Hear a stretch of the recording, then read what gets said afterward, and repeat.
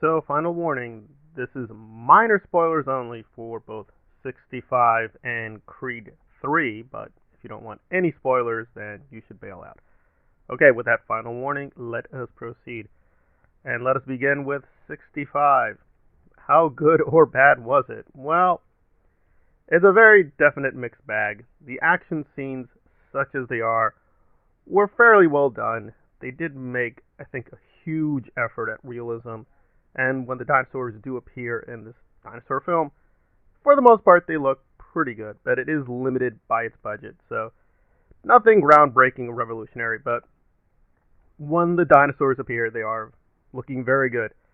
But in terms of the central story with Adam Driver, it's very, very, very weak. I do appreciate they did one major thing, which a lot of people complained about, but I actually liked that a lot. I thought it did a lot for the world building, and it was much more realistic than the alternatives, but still, it's not totally consistent, and they do make a few errors.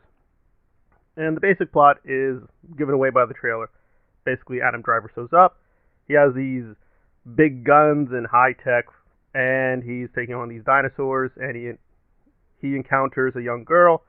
He and the young girl bond, and of course, they have to try to survive together against the dinosaurs. That's pretty much it.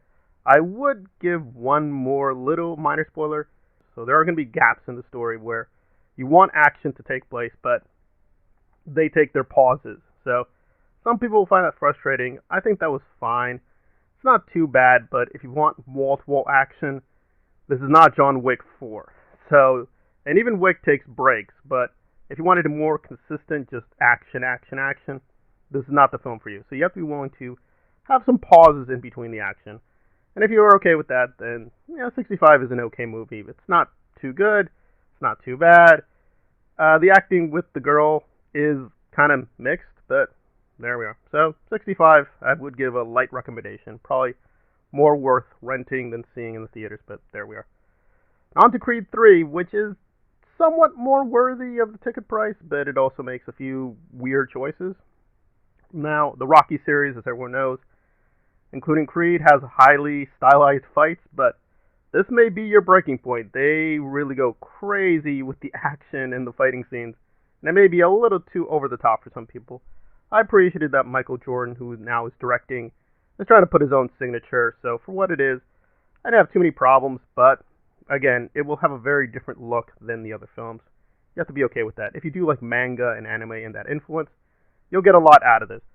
So what is the story? Essentially, a figure from the past comes back to challenge Creed, and if you think this sounds a lot like Rocky 3, you would be correct. So Jonathan Majors, who plays Kang in the MCU, is the, antagonist.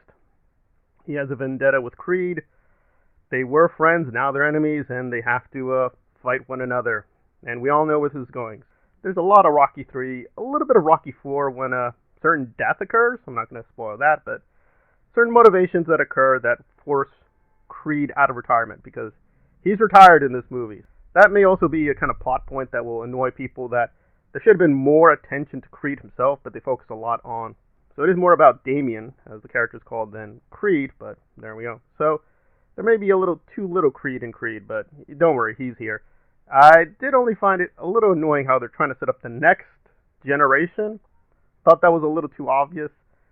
I'm a little mixed whether they should keep continuing the story. I think it's made enough money that they will continue at least for one more installment, but like John Wick 4, if the next chapter is the last one, I think that would be great. Now with John Wick, I do want chapter 5, but I think with Creed, after Creed 4, we sort of exhausted the Creed and the story of the Creed, but that's me. So if this is sort of the penultimate chapter, it's good, but I think the way they're forcing the story forward felt a little weird and weak. But overall, I did have a good time with this.